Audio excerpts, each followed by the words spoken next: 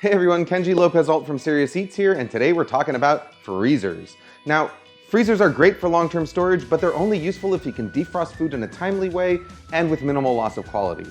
So what's the secret? Well, the two enemies of frozen food are air and time. So the longer something takes to freeze and defrost, the bigger the ice crystals that form inside it, and those jagged ice crystals can cause cell damage to food, which makes your vegetables turn mushy and your meat turn wet.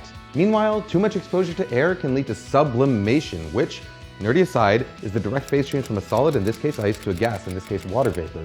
And that causes freezer burn, and nobody likes freezer burn.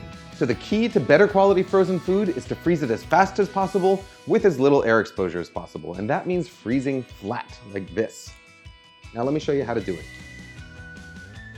Now, take a look. I've got two identical quarts of water here. The only difference was the way in which they were frozen. One of them was frozen flat in this bag, and the other one was frozen in a cylindrical deli container. Now I'm gonna leave them out at room temperature, and let's watch what happens. Both batches look like they're melting well, but after 45 minutes at room temperature, the ice frozen as a cylinder has produced less than a cup of water. Meanwhile, the ice frozen flat has produced over 2. It's melting and freezing twice as fast. Now, to freeze a solid or semi-solid like ground beef or chili or a thick stew, you want to start by transferring it to a zipper lock freezer bag. And you specifically want to use a freezer bag because regular zipper lock bags are air permeable. Take the bag and flip the lip over just like this so that it stands up nicely and you don't get the lip gunky. And then transfer your food directly to it. And make sure you wash your hands after handling raw meat. Now you want to take your bag and get the meat down into the bottom corner closest to the zipper end, and then zip it up almost, but not quite all the way. You want to leave about that much open. Now put it back down on your board and push the air out, starting at that corner and working towards the open end.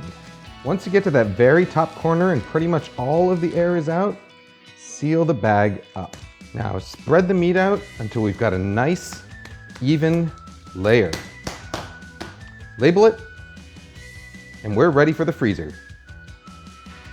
Now for liquids, we're gonna use a nearly identical process. We're gonna start with a zipper lock bag. We're gonna open it up, flip the lid upside down. I'm just gonna pour my soup in, and that lip is gonna help it keep its shape. Now I can close it up, seal it almost all the way, leaving just that last little bit over. Starting from the bottom right corner again, I'm gonna start pushing the air out of the bag.